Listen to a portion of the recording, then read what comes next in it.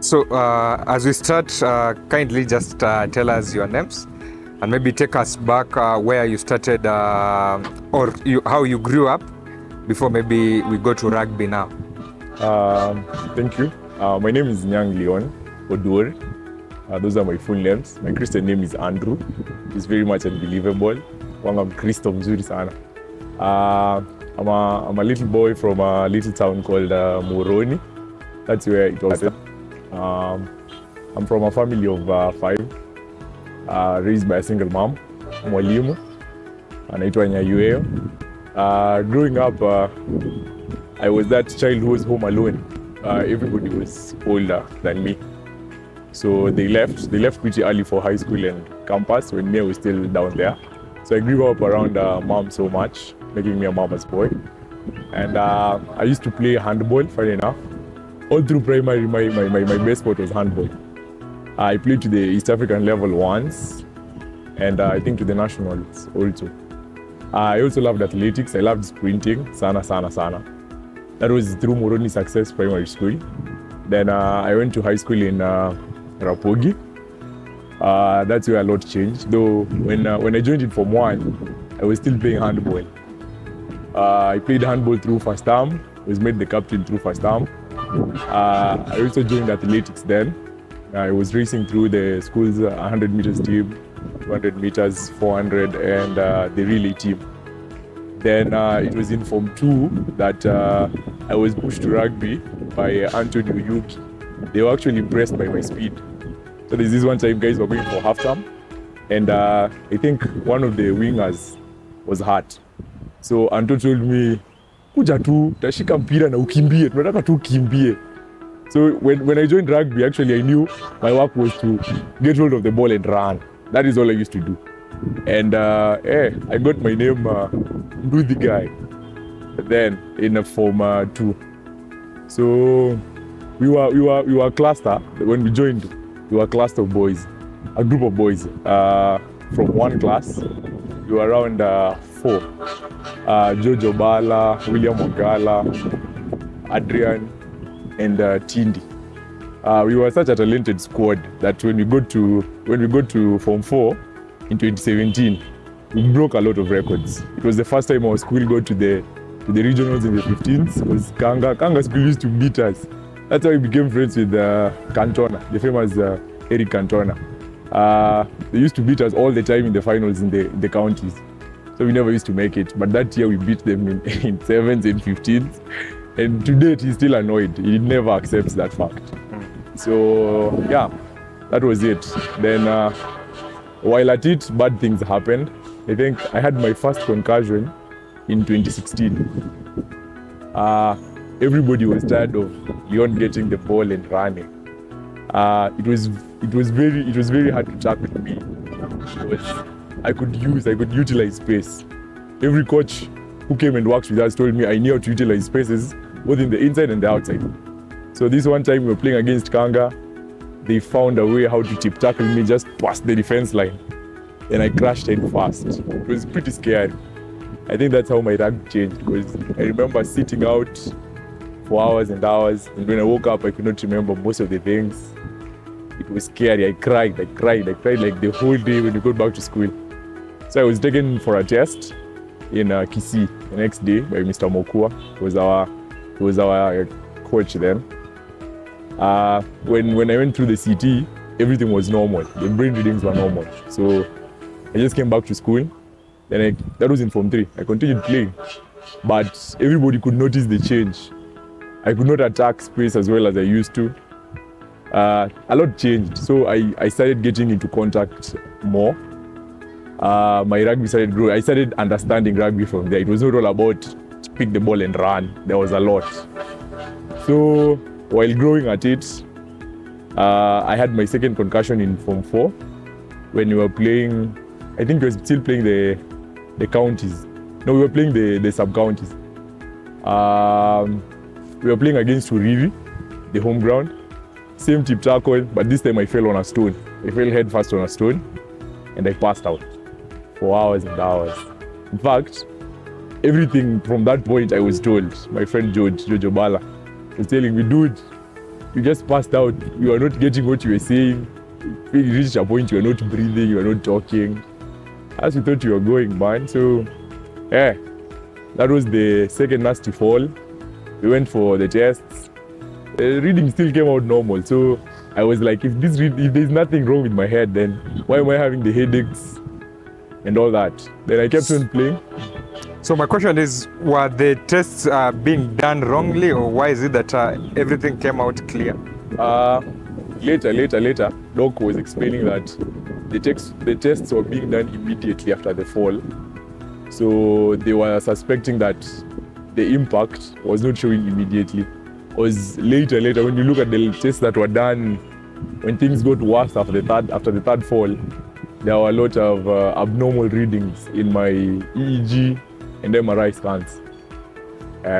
Okay, so continue from after coming back now from that concussion. After the second fall, we were in Form 4 now. We were in second term.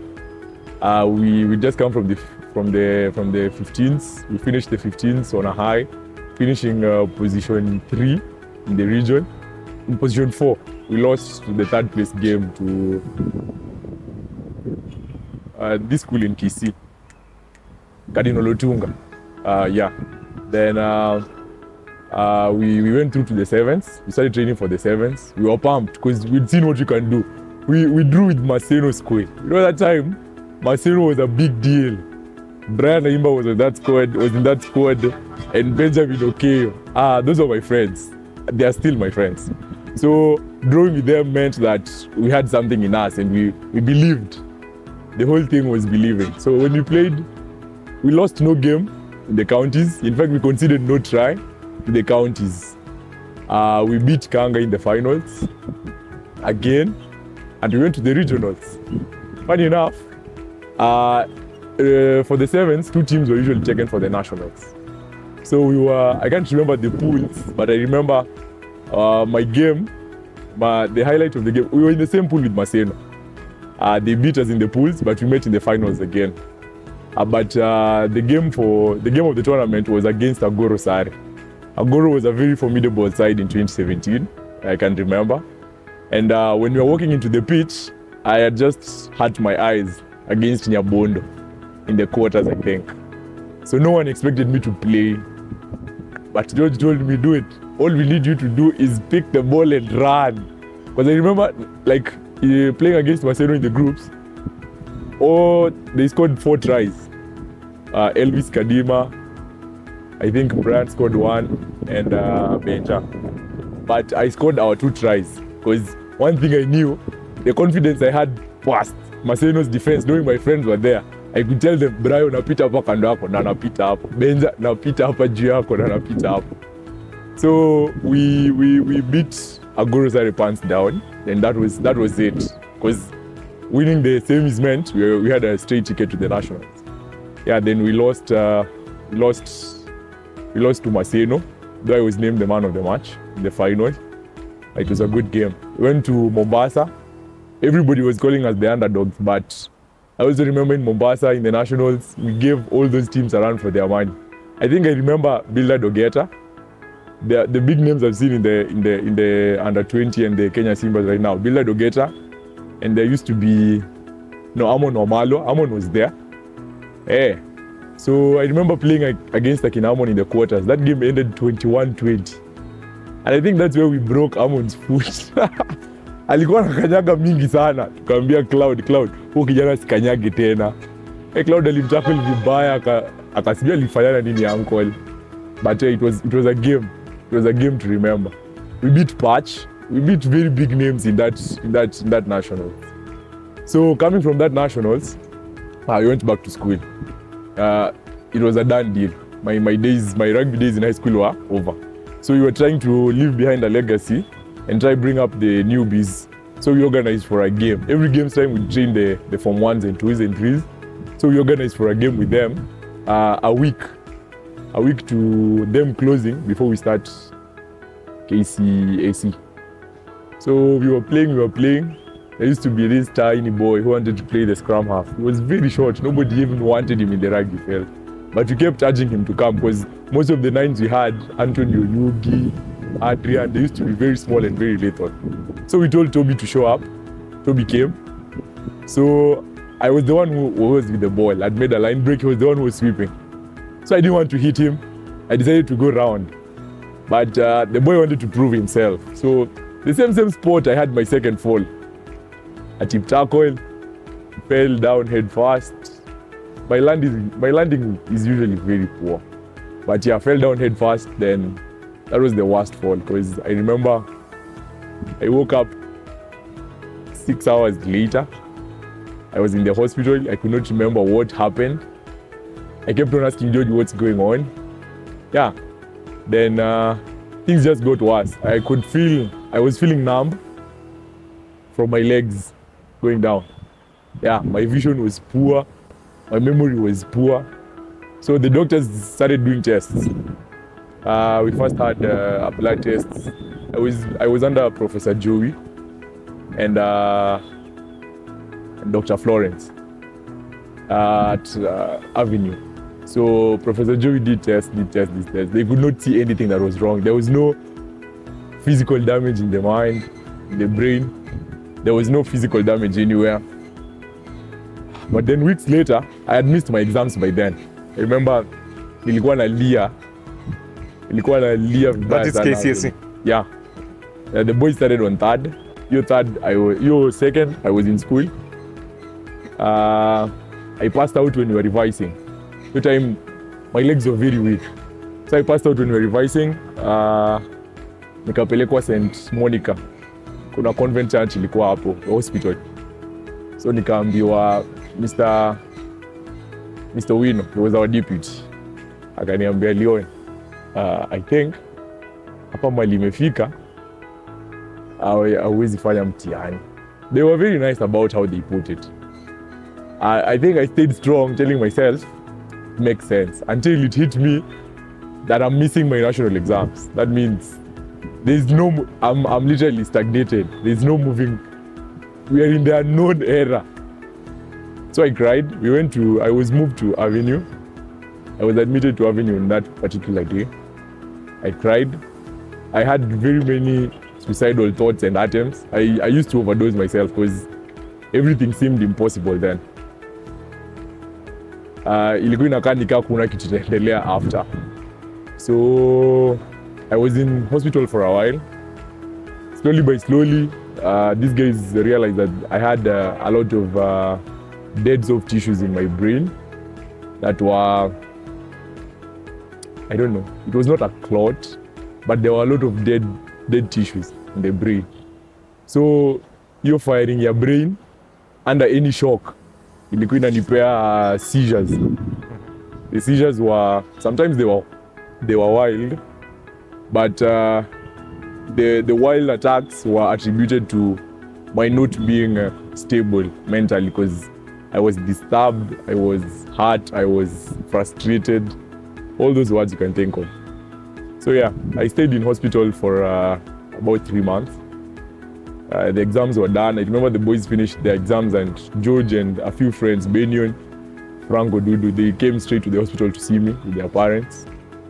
So 3 straight months you are in hospital? Yeah. Okay. From, that was November, December, and January, part of January. Yeah. So I was discharged around January, I came home. That time my legs were a big problem. My spine, they had also realized that my spine had straightened. Haikuwa na hiyo curve. So ilikuwa inaanza kuwa straight sana. So nilikuwa na issue pia na mgongo. There was a lot. So, life changed. I was a bad guy. Mom was only mom. There was no one else. And I had small siblings. So mom used to go to school because she had to find bills had to be paid. So sometimes she'd leave me home alone, then come back and leave me food. But sometimes Benja used to stay close by. We're from the same hood. Benjamin would come home and he'd stay with me. Benjamin, okay. Okay. Benja would come home, they'd stay with me. There's a time it was so bad, akina Benja would come and literally they'd do everything. Wangenipikia, wangenilisha, wangeniosha, wanirudishe tu kwa kitanda nikae tupige story tena. So it went by. That was now in 2018. Around March, we went back to the hospital. Doctor akasema, whatever is going on, we can only manage. Because they could also not explain what was going on with the seizures. Any slight noise, any slight scare had burst out to a subconscious state and violently destroy everything. But nikistop, nikiamka, I don't remember what was going on. Most of the time utapata nimepunch through walls or glass. Zilikuwa zinanikata. So I'd be bleeding and I'd ask mom, hey mom, nini mbaya? I'd just see mom cry. So that time it also got frustrating. When I was home, I still tried overdosing myself a couple of times. There's a time mom found me on the floor. She broke down, she just prayed. Hiyo time hakunipeleka ofisi, aliomba tu. Akaniambia, my son, we will get through this, I am telling you. My mom is a believer, and I don't think I'd be here if it's not for her. So around March, when the doctor started managing it, I had a physiotherapist, I had a psychotherapist, and I was also seeing my neuro, and Dr. Florence, who was helping Professor Joey. So with time, we decided to go back to school. Our then principal was Mr. Maurice Otunga, another amazing guy. Mr. Otunga told mom, if Leon is fit to be in school, let him come back. We will sort out his fee. We just want the boy to do his exams. So you did not pay for the other year that you went back? No, I did not. Okay. The school, the board, that was an amazing gesture. The teachers were welcoming back. So were the students. It was not easy. Going to class again with a different group was not easy. By then, most of your friends are gone. Had gone, yeah. So I had a few friends left behind though. I remember Salma. I remember Ezekiel, we used to call him Seki. I remember Debo. I remember Wayne. I remember Previn. They took me in so well. They even moved from their houses. The cube that I was given was they felt that they could connect to me better. I used to single myself out. So I tried staying in school, but ona shule vitu ni mingi sana. Huwezi jua msee atasukuma loka hiyo sauti. That used to be the biggest problem. Any slight noise could trigger my attacks. That used to be the biggest problem. So I tried. There was no complete month I stayed in school because one, I could not study for more than 30 minutes.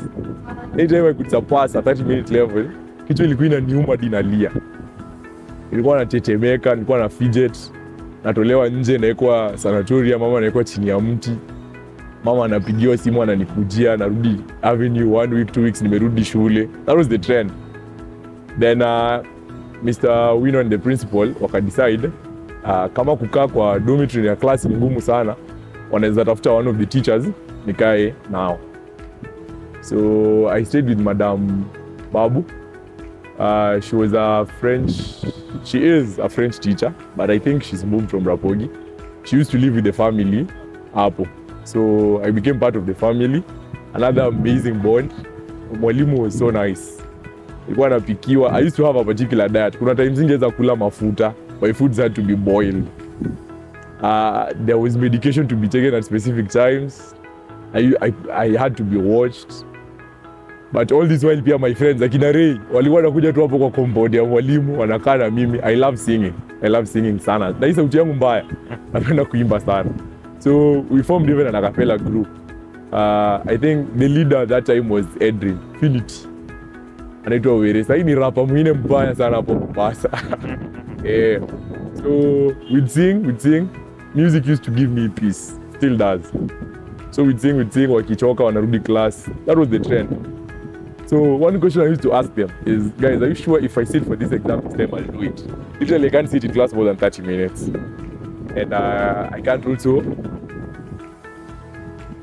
interact with guys because I don't know how I'm going to react the next minute. So you asked your friends? Yeah, so I kept asking Akina Ray, guys, how sure are we if I do this exam this time and finish all the papers? Because KCSE ikuwa kitu ya siku moja. But my friends used to tell me, Leon, kama umefika hii siku, we used to have a famous quote, kama umefika hii day, huwezi dedi. So I just, plus mom, nikwambia my mom is my mom is the it of this world. So mom used to tell me, son, I don't even need you to get an A. I just need that certificate with your name. Go write your name hata kwa hiyo paper unilete. So the school had written a note to NEC. So NEC knew my case. So then that was in around April, May. Then again, nikakuwa so unstable. So I had to come back home.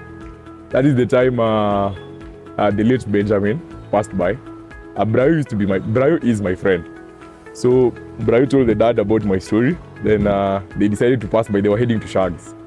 So when Coach Benjamin came home, tulikula ugali, vijana wakachill, but akikana mimi chini ya mti aliniuliza, why do you play this sport? Nikamwambia, I like doing things that I love, and this is one of the best things that I've loved since I did it in day one. So he told me, then life will give you two things. Life will give you the chance to do it or the chance not to. But it's you to decide if you want to do it or you don't want to. So that really sank in me, and I think that's always driven me to date. So after that, I went back to school, and when the exam started, and if I had two exams, I used to write what I know. What I don't know nilikuwa naacha. I finished my exams. I came home with mom. Nakumbuka hiyo day alinikujia na a whole matatu. Alichukua kunikujia na shule. That was it. That was the end of all that pressure. My exams. Okay. But if I take you back kidogo, you told me you had you are unstable. So maybe getting some noise was a problem for you. How did you operate? Because you know the school has very different individuals who keep on maybe making noise and all those things. So how did you survive that? For that 2018, I survived most with tutoring and past papers. I was staying with Madam Babu. I was at the Mwalimu's place most of the time. I'd only be called to class if a teacher was explaining a new concept or something different. Everybody knew my case. So the whole school was helping me manage. Yes, there were one or two occasions that I'd have very violent attacks. I'd scare guys. Guys would look at me with very judgy eyes, and it would get to me. But that was the whole thing about the psychotherapy session. My therapist used to, Dr. Imbuki used to give me, and still does give me, very helpful tips on how to manage what is around me, because such things never end. Hata sahi kelele tu kidogo sharp inishtue, you'll see me have fits, or you'll see me jump or jack. But si kama kitambo yenye nitajack nizime, the next time naamka nimeharibu vitu 1 million on my path. But my surrounding, everybody who was around me knew my case, and they were helping me through it. So classes were not the same for me. I'd not attend classes every now and then, and if I did, it was not for more than an hour or less. Labs, I could go for my lab sessions alone with the lab tech. I could revise alone with my friends or just in the house. Yeah, that was it. So school supporting you, how did that make you feel? Those are among the best encouraging moments that I had. Mr. Otunga and the deputy and his team, Mom, the late Coach Benjamin, my friends. I had 5. You know, when you're approaching death, when everybody's seeing you're going to die, most of the people tend to walk away. I won't lie. Or if they don't, human beings will always stare and judge. But I had 5 friends. I had 5 crazy friends: Benjamin Okeo, Brian Aimba, Jennifer Woods, Kate, Monica, and Magaga, Joy Meg.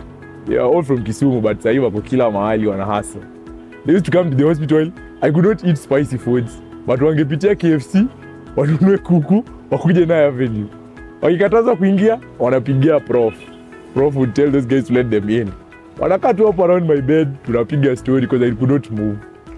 Those guys made my days. I remind them that every day. So the school thing was a bonus. How they handled mom, because I remember there were times mom ako tu peke yake. So there were times mom could not get fare from Moroni to Awendo, in Rapogi in Awendo. But shule ingesort all that. Shule ingefind a means for her to come, get me, I get ambulance, waneke kwa ambulance, all the way to Kisumu. That was really nice. I'm forever for Rapogi. Anyway, I meet Rapogi. Wamekuja Egerton, nikiwa Egerton. Wanasikianga hiyo story. Nawambianga mimi ni wa hii shule na nitazidi kuwa wa hii shule. I'm really grateful to Mr. Otunga, to the school. Very, very grateful. Okay, now after high school, you finish high school results. You want me to say my grade? If you are comfortable with that. I got a B. Wow. I got a B. After all that, unbelievably, I got a B. But Mimi, okay, that day I was at my uncle's place. My mom called me very early in the morning and told me, switch off your phone because your friends will frustrate you and we don't want you going back place tumetoka juu. Stress ka hiyo pia ilikuwa inanimaliza. So mimi nikazima tu simu. And what people didn't get, me I wasn't worried because my mom, life tumegrow up na mama. Akakupea pia shwari. Tumeona mama struggle for us. Na mimi ndio kitu niuma. Kama anafanya kitu kama let down, na feeling vibaya sana. So mimi mama alikuwa ashaniashua hiyo history ya results haimwari. Yenye mimi nilikuwa nishaanza kuprocess plan B in life. So me I wasn't worried about the results. So when nikiwasha simu jioni, the first person to text me was Mr. Otunga, my principal. Kaniambia congratulations. Nikamwambia thank you mwalimu. Hiyo time hata hakujaniambia grade. Na ujui ni gani? Then my class teacher was amazing, Mr. Lomba. Alinipigia hii vitu yote, hii coordination yote ingekuwa kama si yeye, the principal na the deputy. Akanipigia, akaniambia have you talked to your mom? Nikamwambia not yet. Call your mom. Nikapigia mama, walikuwa ushago. Chrissy. Hizo results zitoka around Christmas. Akaniambia son, I am so proud of you. Akaniambia mom, nini wewe unaweza kuwa proud of me na E? Mimi niambie kwanza nimepata nini? Akaniambia hujaona? Haya nakutumia. Then he sent me the results. I could not believe it. I fell on my knees, I prayed and I prayed and I prayed. Funniest thing, mimi I don't close my eyes when I pray.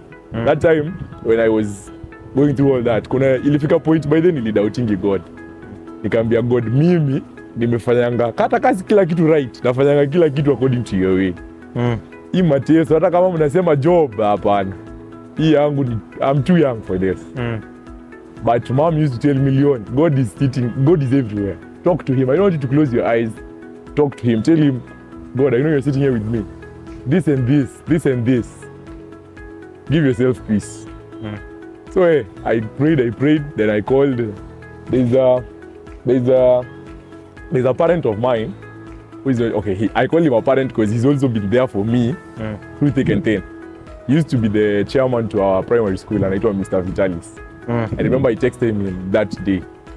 Kaniambia, I told you he's the, I think, sijui post yake but ako Moroni Sugar. Sijui post yake currently but ako Moroni Sugar. So nilimpigia then kamwambia, akaniambia mimi nilikushow hizi vitu utaget. Very relaxed. So that was it. I got a B. My friends were very happy. And I haven't gotten your feeling. After that, now you got a B after all the struggles. It wasn't, for me it wasn't a big deal. Because nadhani kitu hii situation yote imenifunza ni when you work for what you want, you deserve it. Na mimi ndo maana watu wataonanga vitu hazinihitingi nilipuke. Hata sahi 0% of my friends know I'm going to graduate. Now these are among the things watu walisema huyu hata atamaliza campus. But I'm going to graduate with a second class hapa. Mamangu amekuwa kilia tokeo day nimwambie story. Amekuwa kilia kila siku sema kinipigia mtoto wangu. You said unakumbuka watu wakisema ati uchawi, utasoma. Ambia mama, mimi ni wewe ndio dawa yangu, wewe ndio siri. So if you tell me it's possible, I will do it. I will just put my head to it and I'll do it. You said there was a plan B somewhere. So plan B yako ilikuwa gani? I've always been an all-round guy. I don't believe in what I can't do. I believe in what I can learn and what I can do and what I can learn to do. So nilikuwa najua hii maisha, nimekuwa scouting, nimeenda East Africa. That means I can socialize. So nilikuwa najua there could be something somewhere I could do. I was checking out certifications zenye naweza fanya yenye hata bila hiyo degree naweza niweka somewhere in the job market. I remember talking to mom about doing IT courses ama human resource as early as May. Hiyo time hata sikuwa nimejua naenda kufanya paper zangu. Ama kufanya tu music, kuchukua up music as a career. Nikuwe mwalimu wa music ama ni follow up into music. That was my plan B. My plan B was just to find something, be passionate about it, learn and do. Hiyo time na rugby nilikuwa nimedelete kwa akili sana. Nisikudanganye.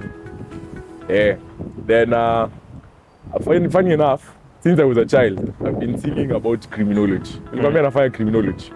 I used to tell my mom, mimi, I want to go to Egerton and I want to do criminology. Ananiambia, "Mbona uko Nairobi na kila mtu anaenda Nairobi?"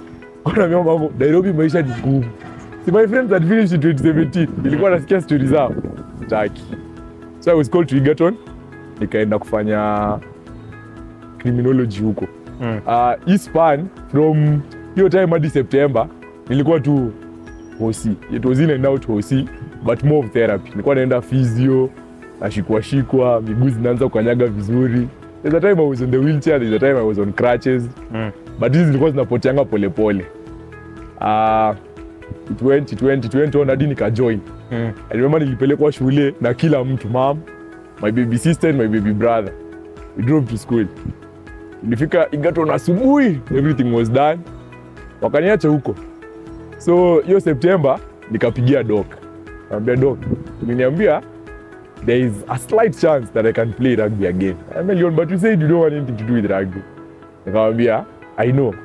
But funny enough, Egerton ilikuwa the home to the boy who brought me into rugby, Anthony Oyugi. Alikuwa anachezea Egerton Wasps kabla atoke aende Nakuru, then akuje Nairobi kazi. So nikamwambia, there is an old friend huku and he's told me to pass by the gym. I just want to know if I can lift.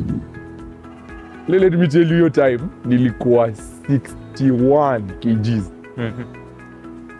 Nilikuonyesha hizo picha. Yes. Hata mimi nilikuwa najiuliza if I can play again. But I found Anto introduced me to the team. He didn't tell anyone my story. Nilimwambia siambie mtu. Because I felt if anyone knew, watu wangenijudge. So nikaanza kwenda gym kila siku. I used to be the tiniest in the gym. Guys were lifting 100 kgs. Then I made a new friend. Alikuwa anaitwa Eli Bosire. Bosire told me, Leon, ukikuja hapa gym, you know 100 kgs, mbona inua 10? Kamwambia, nasi ni kubuild polepole. Hapana, wewe inua 100 kgs. Siku moja utaweza. Then I could lift off 100 kgs off the rack, but singepiga hata one step nyuma. Nilikuwa nirudisha immediately. Akishatoka naweka tu ile 10 yangu napiga, lakini najiuliza mbona msee niambie nipige 100 na naona tu mimi ni mdogo. Never used to make sense. But later Bosira alikuja akanifunza, usijilimit, usijiambie wewe uwezi, hapana. Jaribu ikatae, uende kwa hiyo yako ulikuwa unadhani unaweza. That was the lesson I got. So I found Coach Enos. Though nilimwambia, I told him from day one, I've had problems with concussions, nini. Kaniambia, just train, we'll be monitoring you. So I remember tulikuwa na pre-season tight because sevens ilikuwa tu imeisha tukijoin. Na tulikuwa maruki.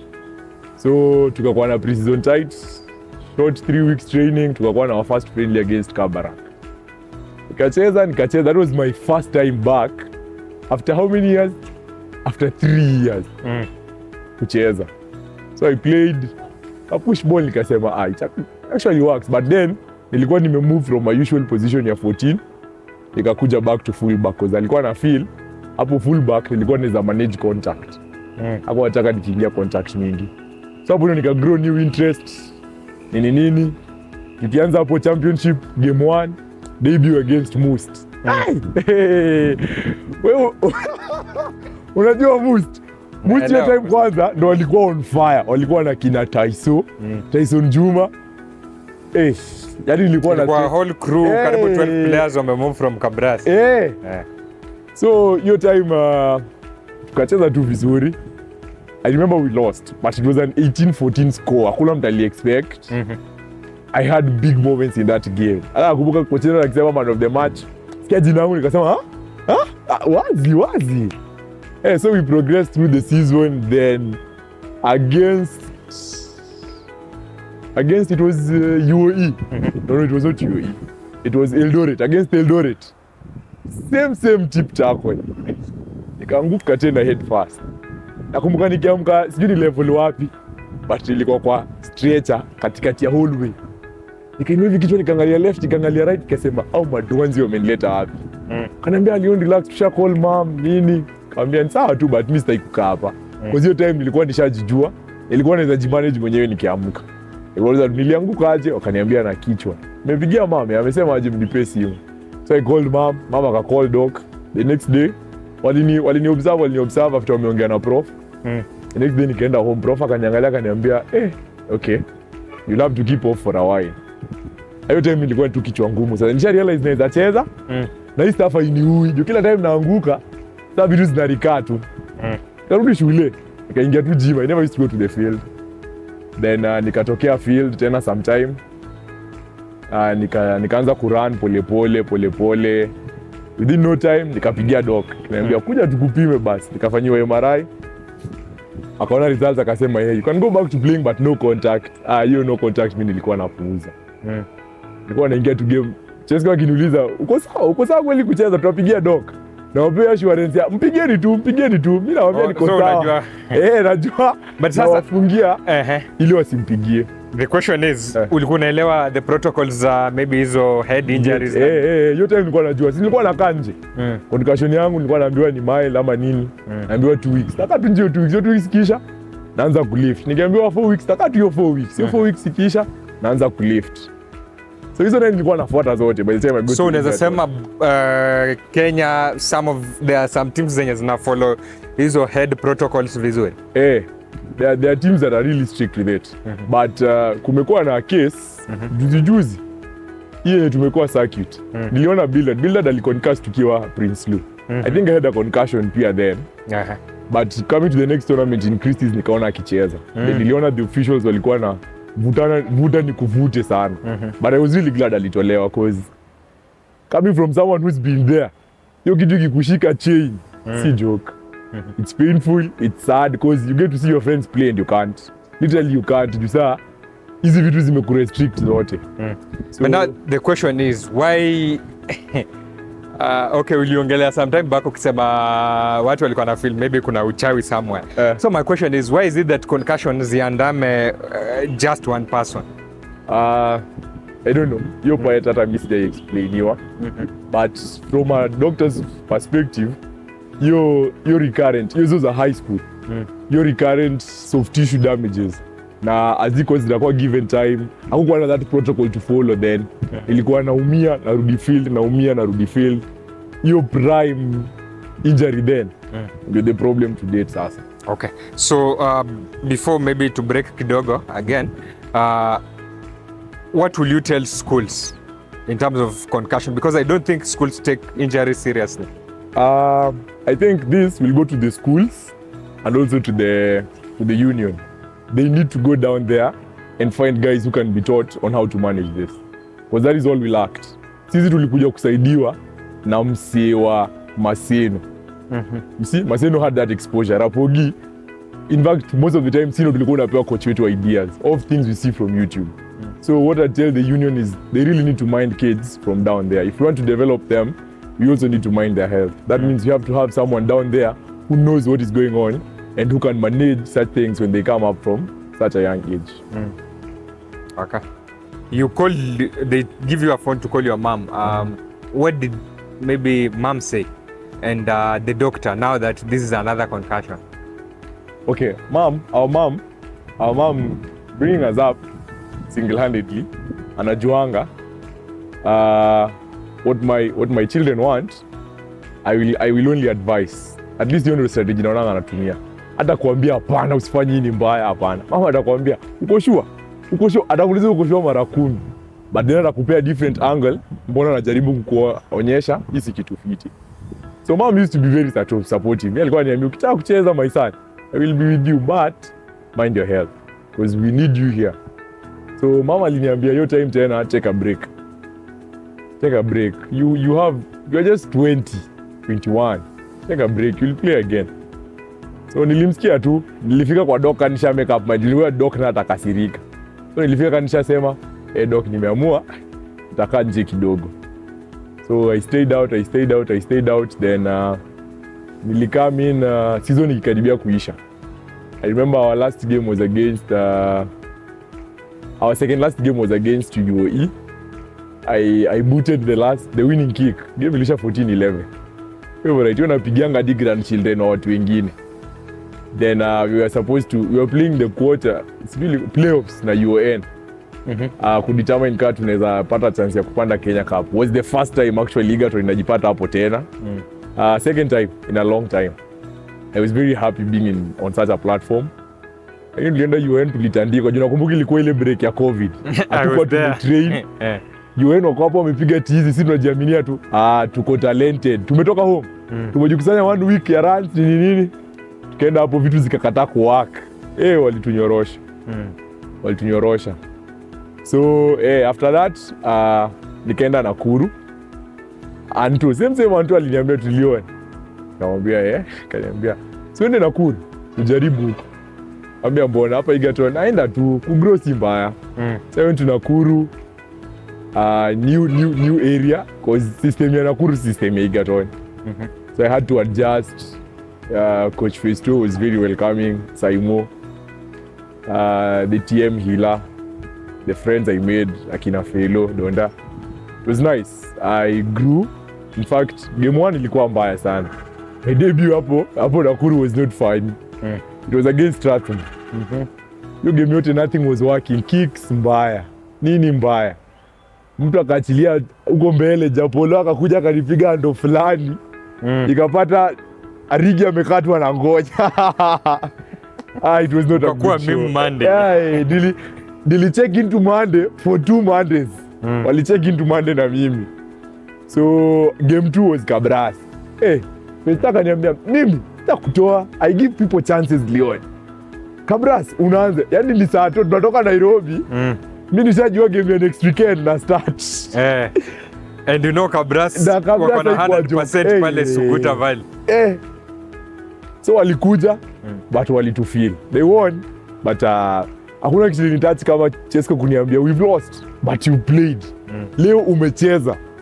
Nikasema kumbe kitu ni uoga. Tuoga ndio shida. So your anxiety, I've had anxiety problems all through. Nadhani inakuanga my biggest nightmare. With time nimejifunza kuzimanage but it was my biggest undoing. Hiyo debut season yangu ya Nakuru. But progressively nakumbuka the win against Impala hapo home ground. Mimi ndo niliinstigate hizo tries na nikaumia before the game ended at the 60th. Funny enough, hakuna game nishaimaliza. Hiyo game ya Kabras pia. Tip tackle off Adaka.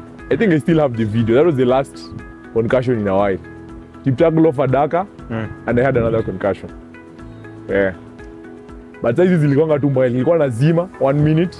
So from hapo ndio doc akagundua the damages zina cause a strain kwa brain. So any slight bang nitakuwa na hiyo shake. Nitazima for a minute or 2 but nitarudi. So that's the biggest problem. Any slight bang nakuanga na issue. Now they have never realized how to solve it for once and for all. Medication tu. Because walikuwa naongelea kisu wakati na gundua sasa tukienda hii kisu. Hizi ni soft tissues, tukiguza kitu hatufai kuguza tutakuwa tumeharibu. So there's a surgery but again there's a problem. If they do that surgery then they mess up a few things. So season ikaisha. I remember we won the Wamba Cup that season. We beat Strathmore in the finals, which was very fun. Me anytime I beat Strath because my friends, any team that has my friends, me nikipigana na feel nice. So we won. Then from hapo ndio ikakuwa mbaya. Off your game niliumia tena training. Doc akasema no more rugby now, Leon.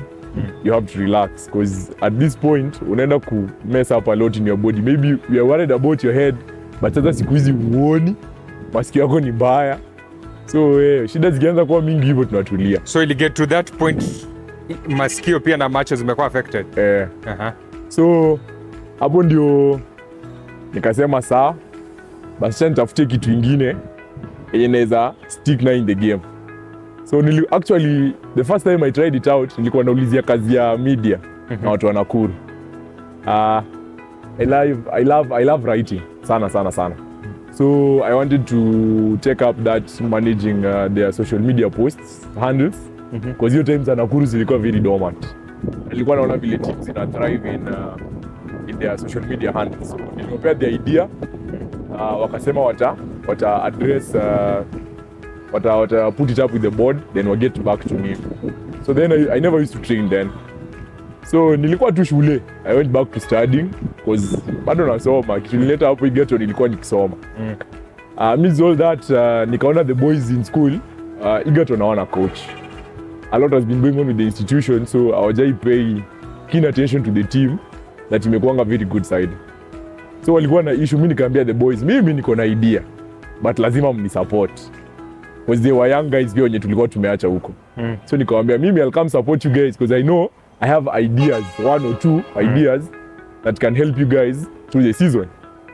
So tuka strike deal, mimi nikaanza tu kuenda kila day after classes nilikuwa napitia na wapea 1 or 2 on physicals, tunafanya ball kidogo, narudi kwa nyumba. So when I got back to the house, nikaanza ku go through Rugby Ready. Nika realize hakuna coaching staff hapa, naweza kuwa nikisoma na apply to the boys. So kidogo tukapatiwa chance ya Varsity League. Ili come up, nikasema this is nice. Kama kuna Varsity League, let's train for it.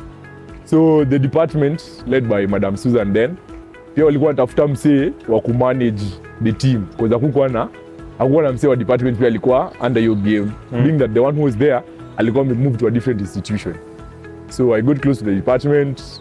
Walikuwa wananitrust, which was a good thing. So tuka train, then we had our first game. Nakumbuka hiyo day kila mtu alikuwa anita Chesco. So it was feeling really awkward by the way. Ndio kuitwa Chesco na coach. Haikuwa inanikalia sen. Nilikuwa nimekuwa off the field for 3 months. So nikaanza kuitwa Chesco. Chesco was like, "Hey, okay. Sawa. Tuende tukaenda JKUAT." So the kuza kizazi team walikuwa wanashangaa. Coach Gaton anaambiwa ni yule. Wanasema yule? Sawa. Tukacheza. Our first game was against KCSE. KCSE is a good side. But design vijana walicheza. Okay, mimi nilikuwa kunje nilikuwa naona, this system is working. Hao walikuwa ndani walikuwa wanasema, kumbe hizi vitu za Chesco zinaweza work. Because maybe I was coaching off things that I've learned, things that I'm seeing, and things that the boys have. Mimi sikuwa nataka kuchange kitu wanafanya. Mimi nilikuwa nataka kuchukua wewe na hiyo kitu yako na tunaitumia hapo kwa game. So we beat KCA. The following week tukapiga Dekut. Big scores. Then I was like, this is the biggest stress now because we are playing JKUAT for the 3rd pool match. So wase walikuwa like, Leon tuko home ground, JKUAT ni wabaya wanakuja, uko na plan gani? Kaambia si boys wana try. Sisi mrelax tu. In sports, there has to be a winner, there has to be a loser. But sisi tukiingia kwa field, we'll give all that we have. So hiyo week nakumbuka nilikuwa na a lot of pressure. And I kept telling Barry, Barry bana, this is how it feels to be a coach. It's not fun anymore. So we prepared for JKUAT. Makiusi ndo tulikuwa host, so pia there was a lot to do. But I like the way mimi nilikuwa head coach, mimi nilikuwa SNC, mimi nilikuwa physio, but I got help from a friend mwenye anafanya na Red Cross, anaitwa Debbie. Mimi nilikuwa msee wa media. One man army. Mimi nilikuwa na handle social media zetu. So hiyo time nakumbuka hiyo wiki story yetu ilitrend sana. Liaising with our old boys are doing a great job. Hao ndio wanatushikilia pale Egerton once by the way. So I used to connect with Arusei, tunafanya hivi na hivi, anatengenezea poster. Sisi pale na wordings, tushaitupa Twitter, tumeitupa Instagram, the boys wanasambaza. Ika grow tu. So guys who around had not seen such a thrilling event ya rugby, since the last was a vijana we had, that was like 3 years ago. So guys were like, kama hii stuff inabamba hivi, na mimi ni noise maker pale campus. So wasa walikuwa wanasema, kama hii stuff ya Leoon inabamba, sasa tukuje tu watch. So the whole day tulikuwa tu hapo tukiona teams zikipigana, juu sio tulikuwa the last game. Teams zikapigana, boys wakaingia kwa kiwanja. Nakumbuka Dean alikuwa amekuja na Professor Kai. So those are big names in the school. So mimi niko na pressure hapo chini, wamekaa hapo bavi. Niko na pressure hapo chini ya kwanza. Hii jiko ati joke ya pili. Big names wamekuja kuota, tuwezi choma saa hii. Leo tena tulikuwa tumeask for help ya strappings nini. So the game was played, we won. We won, as in we won from the minute go. Boys were playing amazing rugby. Hiyo time ndo sasa nikajiambia by the way, hii coaching ni ability. Na ni kitu tunaweza learn na ni kitu tunaweza fanya. So I don't see why not. Hiyo day tu tukishinda jikwat, doka akanitext. Kaniambia Leoon, have you been since your last check-up? Nikamwambia I've been okay. Are you lifting? No. Okay. Debu utakuja next week to go through 1 or 2. So nilienda Kisumu, nikapimwa, tena nilifanyiwa scan. Kaniambia you look stable. You can, if you want to gym, you can gym, but I don't support the idea of you going back to play yet. So sio time mimi pia najua niko kwa my final semester. Nafaa kuenda attachment. Tulimiss attachment yetu 30 years, so tulikuwa naifanya at the end. Nafaa kuenda attachment yenye nilikuwa nimeorganize na watu wa kwanza. That means I relocate to Nairobi ama Machakos. So nikasema so my friend Wangila used to be a rookie when we were in Richel Wangila. He was a rookie when we were in Mombasa for the national games. Alikuwa Maseno. That is Richel. So nikapigia Richel nikamwambia, "Wewe Richie vipi?" Akaniambia poa. Nikamwambia hapo Queens mna feel aje? Nikamwambia hapa Queens Leoon kuja tucheze. Mimi nimetamani kusana. Nikamwambia mimi pia. I like playing with my friends. Anytime napatanga opportunity, hata hizi vitu za touch. Nikisikia tu kuna best yangu naenda. Sita waste chance. So cause you only die once. We live every day but you die once. So nikamwambia Richie, mimi siwezi pass on opportunity ya kucheza na wewe. Najua ndio msee najua na napenda kila time napenda kwenda place, napenda msee anajua story yangu. Ndio nisikuwe na a hard time. So nikaona hiyo chance ya Richie yako huko, nikasema sasa niende training Queens. Plus being that Coach Pau amework na Coach Benja and used to be close friends. Na mimi I used to connect with Coach Benja so much. Nikasema hii ni kama chance ya kukochiwa na Coach Benja. In fact better. So let me take it. So nikaenda Queens. Guys didn't expect it. Hata Doc hakuamini. Due time nilimwambia baada ya kucheza kwa like okay. Sawa, but just be careful. So tulikuwa pre-season ya 7s. It was fun. But nilikuwa nimejaribu kuexplore opportunity ya kuget my coaching levels na bado naipursue. Si kitu rahisi but I'm working on it because it's a good idea. It's a good idea and I love the idea of it. So kurudi kucheza, someone asked me mbona urudi ucheze tena, as in Leoon, hata mimi niko na that question. It was going to be my final question. There's a time my friends nicknamed me Kolo Njera. Kuna time wameniita Peribeka. Coach Saimo wa Nakuru used to call me Peribeka. And what I got from that, kila time naitwangwa jina naenda angalia huo msee. Vile anacheza, vile ana carry out himself. Si rugby tu, hata life. Mimi najuanga there is more to life than rugby. But me feel this is my time. If I don't do it now, hakuna vile nitaambia mtu wangu siku moja ati nilikuwa na sina proof. Hapana. So mimi na feelingi this is my time. If I'm working to recover and I give myself the chance to play again, follow me, I'll play any day, every day, and I'll be willing to learn, to do something new that keeps me off danger, but also that makes me play the game better. So I think hiyo imekam so much na hii pre-season zenye tumecheza. I could not play the Dallas Sevens leg because mafizio. Nimekwambia story inajulikana but sina watu wengi. So mafizio walikataa nisicheze because they know my story. But so physio wa Nakuru, Eli alikataa. Okay, mimi na feel Eli ako scared because Eli amekuwa first hand witness of what can happen.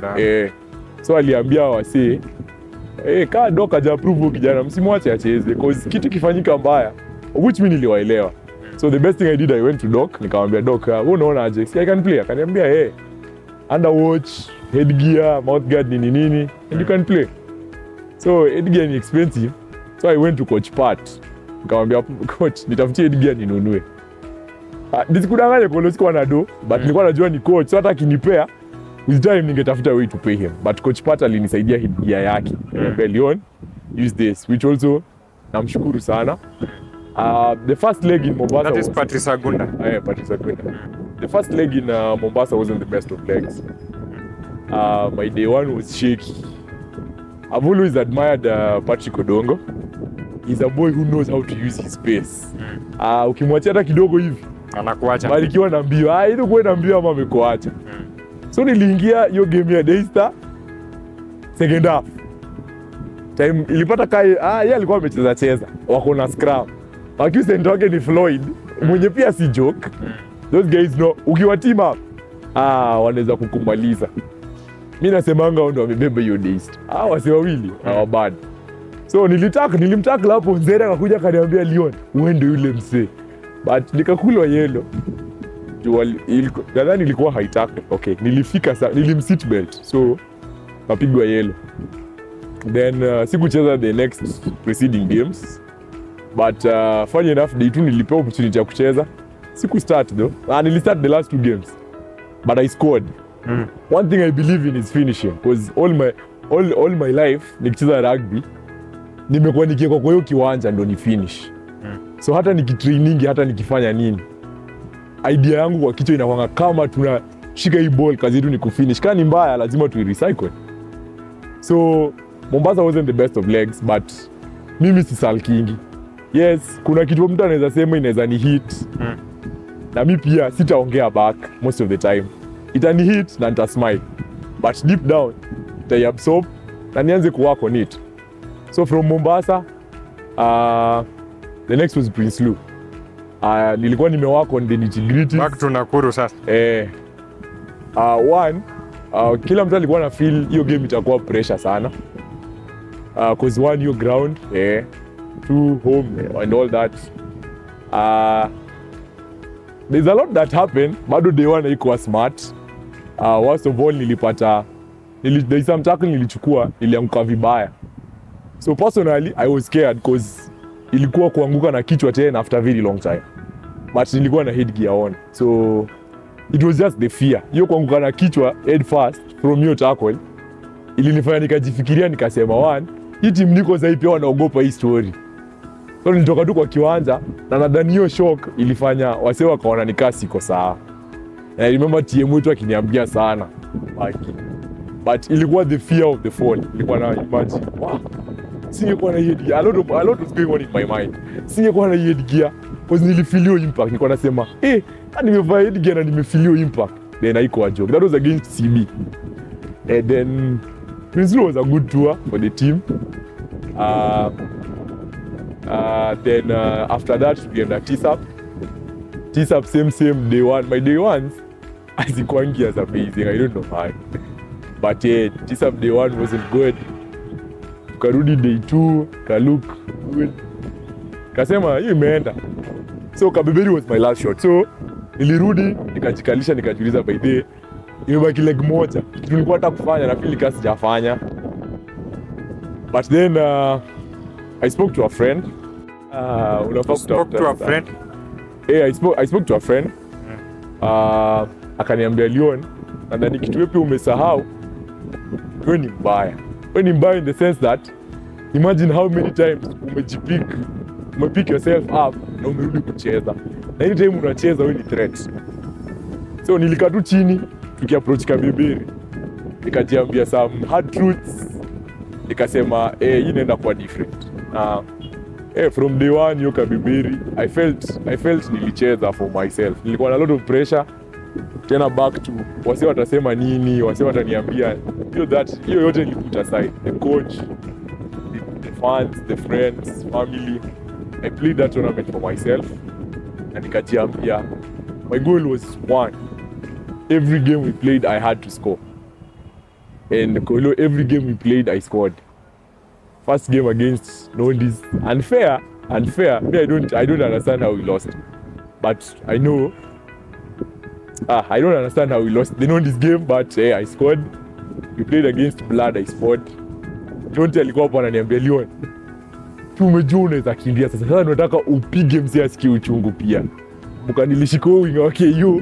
Hadi mimi mwenyewe nikasema wa bro pole because contact is not my thing. Yes, I know nikiingia contact najua na kuanga, but I don't like it because pia ni aside I have to deal with ni hiyo 50-50. Nikiingia contact there is going to be something, so I have to deal with that, and those are the things that I'm working on. For 15 season hizo ndio vitu mentally I have to work on first, ndio nikiingia grao nisikutana napigiwa kelele throughout the session. I scored a hat-trick against Essen. Day 2 ikakuja against Nakuru tukiwa tisa up, niliambia my friend Barry tumekuwa naye Ikaton, tuliingia hivi game akatinga. Nikamwambia Barry, hii game tu umetinga, nataka kutinga na mshindi. Nikashika hivi ball legs nikazunguka ingao nikatinga. Tulipea Amon, nikamwambia Barry juu umetinga mtingi. So hiyo game ya Nakuru inakuwa fun for me, in as much as kila mtu anaona pressure. Hata nikipatana na Egerton ama my friends too in general inakuwa fun cause na feel like kuna msee hii game relate na sana, as in it's going to be fun. So we lost to Nakuru but I still scored. Nikatoka hapo nakumbuka after the tournament nilishinda nikiuliza wase we watu wako na tries ngapi. The only one person sikuwa sure naye ni Wamalu wa Simi. Watu wenye nilikuja kuitwa nikaambiwa tumetie 8 tries. I felt nice. I achieved what I wanted. Though as a team we didn't reach where we wanted, but personally ilikuwa nimeachieve goal yangu, ilikuwa nimeset and it was fun. So from hapo ndio pia nika decide kama naweza work on more, then this season ya 15 pia naweza come back. Not many guys understand the fact that nimekuwa off the field for a while, nimekuwa in a very dark place for a while, na the comeback is not a day's thing. Najua nikijua nichukua time, but my goal has been to have fun. Okay. Have fun. My question is now if tomorrow upate chance ya kucheza in the national team to don that national team jersey, unaweza retire from rugby?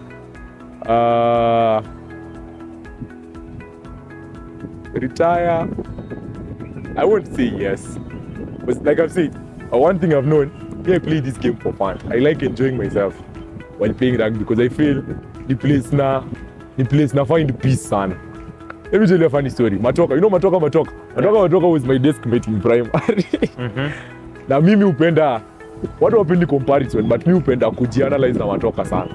I like his style of play sana, and the fact that sisi wote tuko na wheels ainanimalizanga sana. Brian aimba, Gabriel aimba, Benjamin Ogedo, Benja stopped playing, aliumia. Jojo Bala, Richel Wangila. Those are guys new connects now sana because they are in the sport. Eric Cantona, Timo is in yako nje though.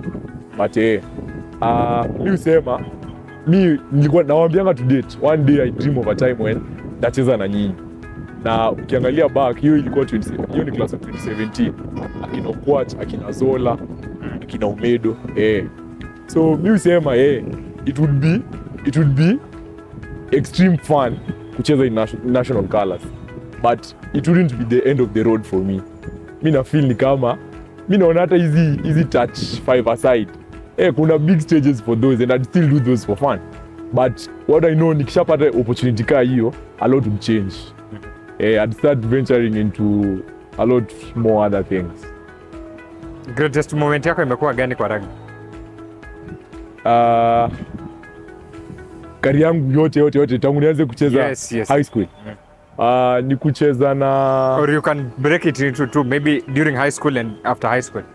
During high school I think it's the nationals. Kitu ilifanya Nyaundi akapewa MVP hiyo nationals, nijua litinga kwa final. Nakumbuka mwalimu akini-explain, there's a teacher who came to explain. But nakumbuka nilikuwa nime-impress a lot of new faces kwa hiyo world stage, and it was my best moment appearing in the nationals for a team that were not considered to be anything. and causing fracas huko. That was it. That was it for me. After that, I think my greatest moment in rugby after high school has been I think with Queens. It's funny because hapo Queens na connect na wasi wengi sana. We are a bunch of boys who are all new. Hapo Queens unajua sasa hiyo sevens tulikuwa kama all new faces. Hakuna mse amekuwa. Ukipata mse amekuwa Queens hapo ilikuwa mtu mmoja au wawili. But I think moment yangu high sana ilikuwa hapo Kabiberi. Hapo tulichezeana sana. As much as things were not working, na najua at the end of the day ni sport. Lazima kutakuwa na winner na loser. But I think it was one of my best moments because I saw guys take one for the team.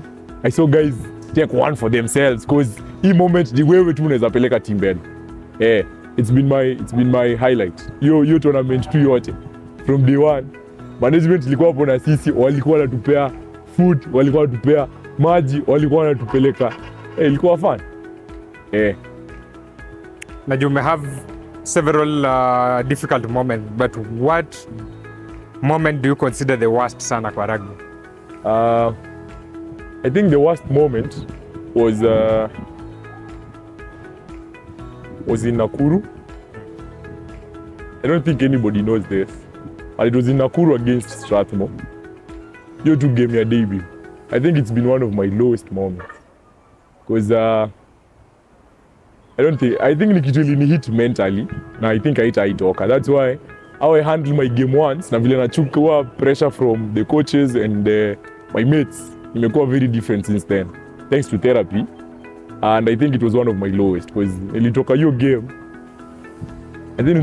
niliji-question sana personally, hata away from the game. Niliji-question sana personally. And it was one of my, I know it's unusual, but it was one of my lowest. And the other lowest moment nimekuwa naye ni the fall against Kabras, still in Nakuru. That also changed much. I think after hapo ndio path ya rugby cannot be a full-time thing ilianza kushow. Nakumbuka hapo niliumia, doka kaniambia, Leon, your spine. Leave alone your head, your spine. So hiyo time back ikaanza kuwa na issues, buguzi na sumbua tena. Nikasema, mimi sitaka kurudi wheelchair ama crutches. So it was another low moment. So looking again back, there are times you've had to use crutches, wheelchairs. Up to now unatembea stable. What do you think about it, yani? Like I told you, Mimi, I'm very grateful for my mom. And my friends know. Mimi, everything I do, mamangu mbele. Everything. Nitaenda game nitamcall. Nitafanya nini nitamcall. I tell my mom, me and my mom are best friends.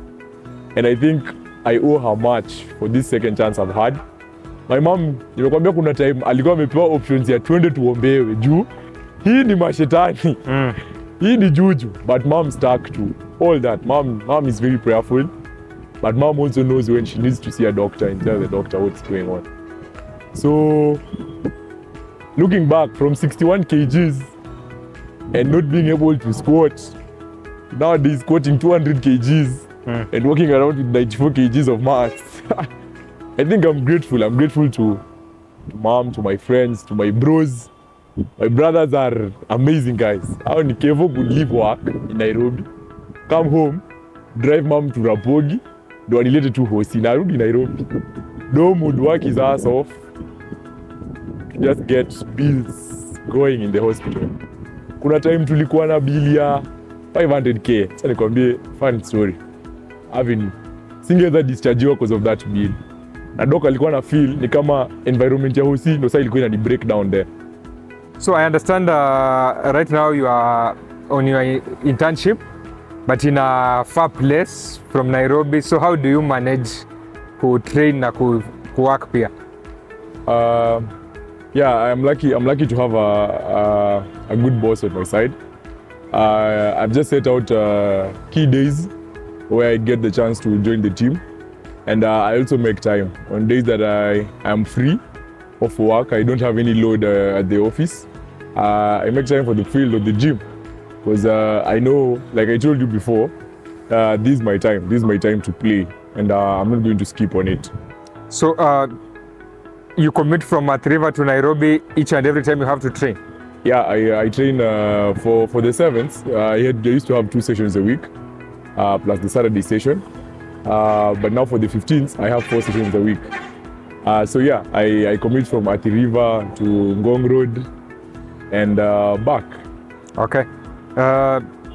What are the greatest lessons have you picked in the years that you've been in the game, the struggles that you've gone through? The greatest lesson is gratitude. Whatever state, whatever strength, whatever failure, you be grateful for it. Because I don't believe in losses, I believe in lessons. Every L that I've picked throughout the years has been a lesson. And every lesson I've taken up greatly, I've always come out on top. The other biggest lesson I've got through the years is that forever you remain the student of the game. It doesn't matter at which level you are. It doesn't matter the greatness you've achieved, but you always have to be willing to learn if you want to achieve something great. It might take time, it might take a while, you might not have the support, you might not have the strength, but if you're keen on staying the student of the game, there's always something at the end. It might never be light, by the way. It might be a candle, but that candle can do things that the sun cannot do. So yeah, the other lesson is faith. It's not good to always be positive sometimes. You can't stay the one who's always positive, but stay that one who's always positive, because bad things happen. You can't cry over spilled milk. But what you can do with sour milk is that you can make it mala. Mala ukunywe. So don't cry over spilled milk, but if you still have the milk, even if it's bad, use it. There is still something you can do with it that's useful. So stay positive. Life will have, you already know the script. There is nothing that goes straight. There are going to be bends, there are going to be, so don't get to your bend, then think it's the end, apana. You just take your time, regroup, and you find how to move. Okay, in terms of coaching, you told me you're trying badges, but now, what are your targets in terms of coaching as well as playing in the coming years? So far, I'm trying to get through my level 1. Just haven't got a platform for it, but I'm working on it with, I think with my current team. I'm trying to liaise with the Coach Pau on how to help me do that. I'm also trying to work on finishing this year with on a high, because it's going to determine what next, if I'm going to keep playing or not. So I'm thinking of juggling both for now, but my first priority for the season is playing. Trying to build myself to a formidable force in the fullback position. So I think I'll really focus on that. The coaching thing will be underwater, but yeah, I'll also be pushing that pole.